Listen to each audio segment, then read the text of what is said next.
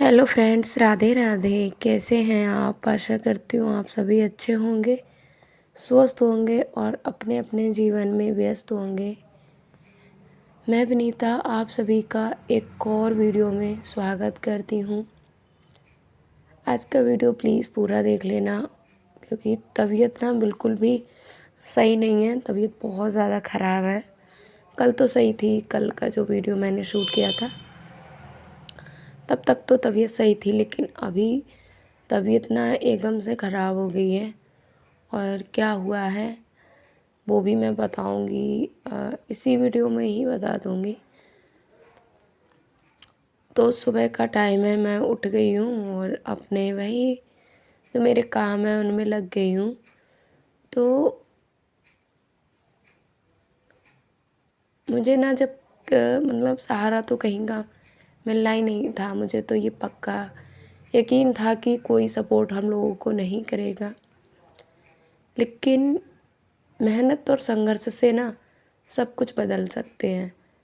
तो चूल्हा चौका ऐसे नहीं कि क्या कहते हैं, लोगों का मन था कि मैं सिर्फ चूल्हे चौके तक ही अपने आप को सीमित रखूं, बस मैं चूल्हा चौका ही देखूं। मतलब उनका मन क्या, वो चाहते ही थे कि मैं जो आज की ज़िंदगी है इसको ना जीकर जो वो चाहते थे वो ज़िंदगी को जीऊं। लेकिन कहते हैं ना, जब हम दिन रात मेहनत करते हैं, वो मेहनत करते रहते हैं और हमारा लगातार प्रयास हमको ज़रूर सफल बनाता है। और जब तक इसमें सपोर्ट भी नहीं होता है ना, तब तक कुछ नहीं होता है। सपोर्ट बहुत ज़रूरी है, क्योंकि और मुझे लगता है हर किसी की ज़िंदगी में जो पति का सपोर्ट मिलता है उतना मुझे लगता है कोई सपोर्ट करता भी नहीं है। खैर, मुझे तो सपोर्ट मिला, बहुत मिला, और तभी शायद मैं यहाँ तक आई। फिर मैं यहाँ पर बैठ गई थी कपड़े धोने। कुछ समझ में नहीं आ रहा है मैं क्या बोलूँ, कुछ से नहीं बोल पा रही हूँ।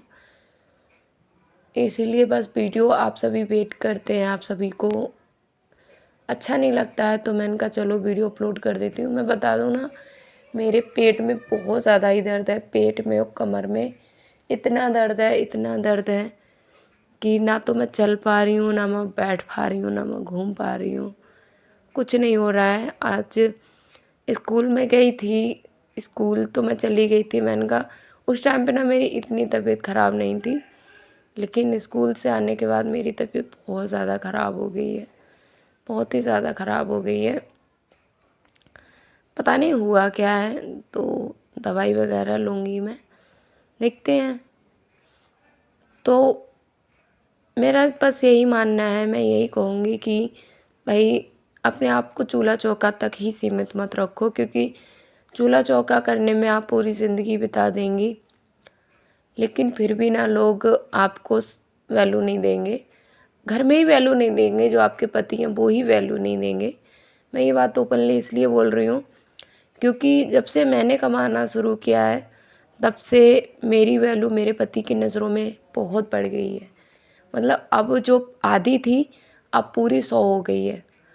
मतलब पूरा वो उन्होंने सही से और अच्छा व्यवहार उनका है, वो और ज़्यादा उनके मेरे लिए उनका प्यार है वो और बढ़ गया है। क्योंकि घर को संभालना बहुत मुश्किल है। बच्चों जैसे घर को चलाना होता है ना, घर के काम करना मुश्किल होता है, बच्चों को संभालना, सबको सबकी खुशियों को संभालना मुश्किल होता है, ऐसे ही घर की आर्थिक स्थिति को सुचारू रूप से चलाना भी बहुत मुश्किल होता है।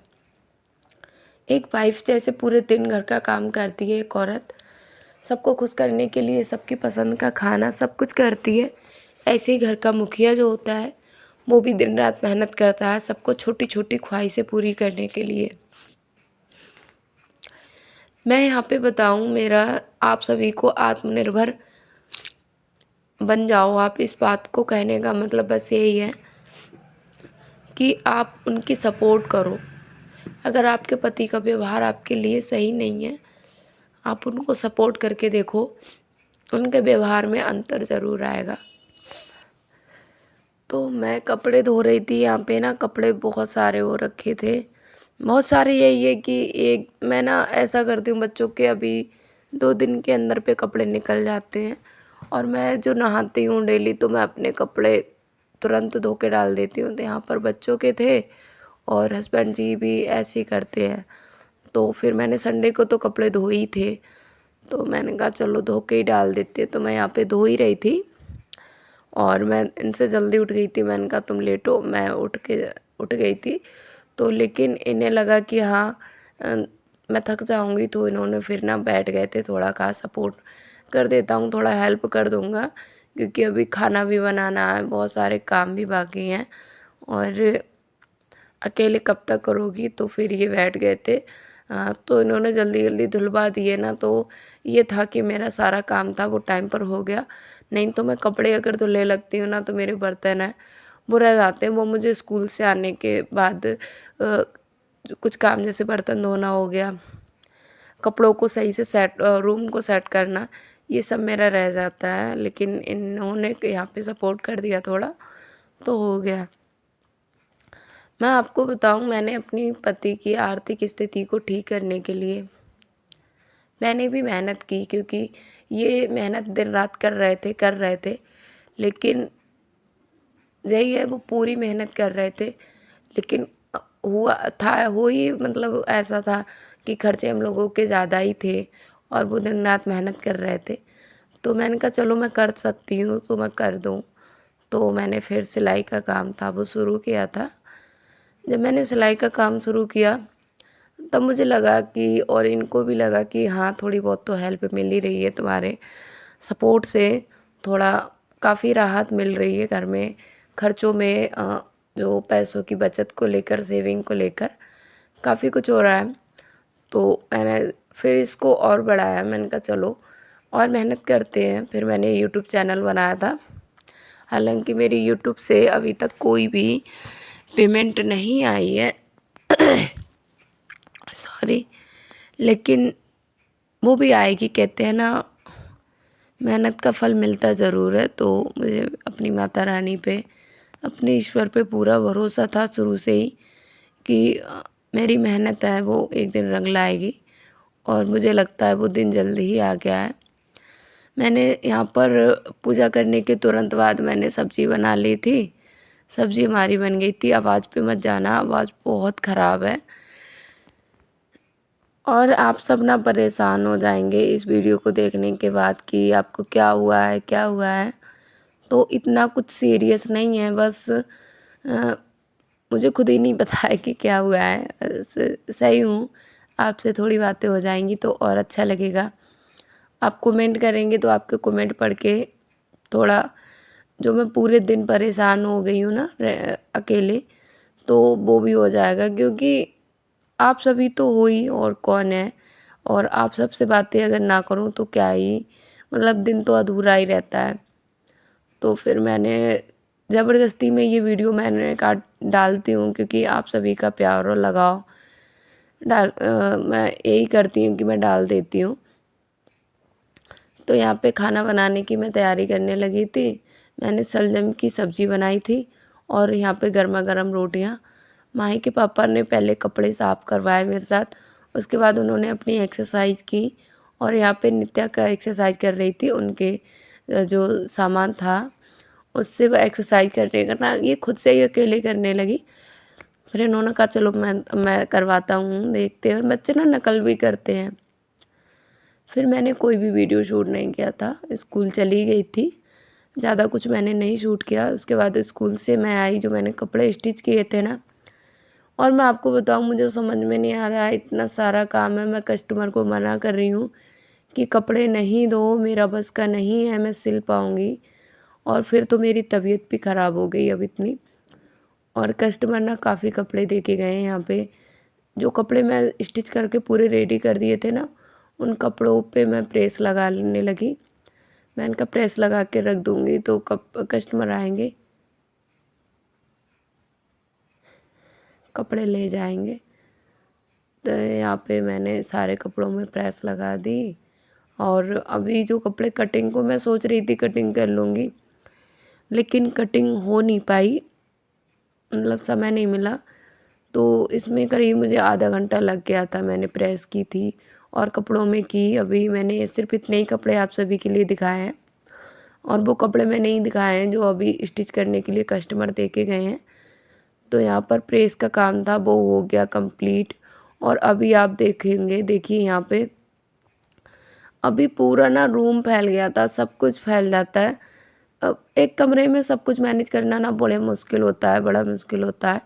और जब तक ये सर्दियों के कपड़े रखेंगे नहीं तब तक मुझे लगता है कि मुझे कपड़े संभालने का काम है वो हर दिन करना होगा।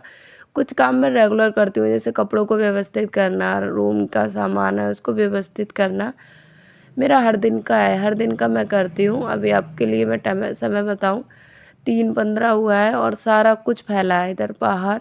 ये जो कस्टमर कपड़े दे के गए हैं ये मैंने प्रेस लगा ली है। अभी मैं जा रही हूँ वीडियो अपलोड करने। एक सिस्टर का कमेंट भी था कि दीदी आपका वीडियो बहुत लेट आता है, हम इंतज़ार करते हैं। आपके लिए मैं बताऊँ कि क्या होता है ना, मैं स्कूल से आती हूँ, 2 बज जाता है स्कूल से आते-आते। फिर खुद के कपड़े चेंज करो, बच्चों के कपड़े चेंज करो, बच्चों का खाना, टिफ़िन वगैरह देखो और थकान भी हो जाती है। थोड़ा मैं बैठती हूँ, थंबनेल वगैरह मैं तभी बना लेती हूँ जब मैं स्कूल से आने के बाद बैठती हूँ, तो मुझे कंटेंट भी सोचना पड़ता है। आप सबके सवाल रखेंगे, आप सब अपने-अपने सवाल रखें तो मैं उसी टॉपिक पर वीडियो बना दूँ। मैं एक बात और सोच रही हूँ, आप सभी को अगर ये सजेशन अच्छा लगे, जैसे बहुत सारी बहनों के ना पर्सनली सवाल रहते हैं, जो पर्सनली लाइफ में वो किसी के साथ शेयर नहीं करती हैं, तो मैं उसके लिए एक चैनल और बना लूँगी, जिस पे हम सब चैनल का नाम रखेंगे, आओ बहनें मन की बातें करें, आओ बहनों मन की बातें करें। उसमें ना आप सब अपनी मन की बातें जो भी आप घुट रहे हो ना, बहुत सारी बहनें ऐसी हैं जैसे मुझे भी सोशल मीडिया मैंने चुना क्योंकि मैं भी घुटती रहती थी अकेली, किससे कहूँ अपने मन की बातें। तो आप मेरे उस वीडियो पे अगर आप इसमें सहमत हो तो आप उसके कमेंट के ज़रिए आप पर्सनली लाइफ से जुड़कर आप अपने मन की बात रख सकते हो। जितना मुझे लगेगा मैं उसमें आपको सुझाव दूँगी और मेरे साथ-साथ और बहनें भी देंगी क्योंकि बहुत सारी बहनें बहुत एक्सपर्ट हैं। मैं सवाल का जवाब नहीं देती हूँ, फिर भी वो दे देती हैं। मुझसे पहले ही दे देती है, कमेंट के ज़रिए किसी बहन का कोई सवाल होता है। शाम हो चुकी है और आज की पूरी सीज़न में मैं पहली बार दावत में जा रही हूँ। मैं आपने देखा होगा मैं कहीं जाती नहीं हूँ, पर्सनली कहीं होता नहीं है और कहीं भी होता है अगर हस्बैंड के साइड से कहीं होता है तो यही चले जाते हैं और कहीं मैं जाती ही नहीं हूँ। तो यहाँ पर मैं आप स्कूल की तरफ से ही दावत थी, स्कूल के हमारे प्रिंसिपल सर थे, उनके छोटे भाई की शादी थी तो जहाँ हम रहते हैं वहीं पे थी। तो हमने कहा चलो शामिल हो जाते हैं, पड़ोस में ही हैं और दूर का होता तो मैं नहीं भी जाती। पास में था तो मैंने कहा चलो चलते हैं, बच्चों का भी मन था कि मम्मी एंजॉय करेंगे। बच्चे भी नहीं जाते, मैं नहीं जाती हूँ तो बच्चे भी कहीं नहीं जा पाते हैं। तो मैंने कहा चलो ये भी थोड़ा बहुत घूम फिर आएँगे क्योंकि एक ही जगह रहते-रहते ना बोरिंग सा लगता है। तो फाइनली हम यहाँ पे आ गए थे। यहाँ पे कुछ डांस चल रहा था, स्कूल के टीचर वगैरह थे, डांस कर रहे थे। फिर बारात थी, वो मेन दरवाजे पे आ गई थी। तो यहाँ पर बारातियों का डांस चल रहा था, सब डांस कर रहे थे।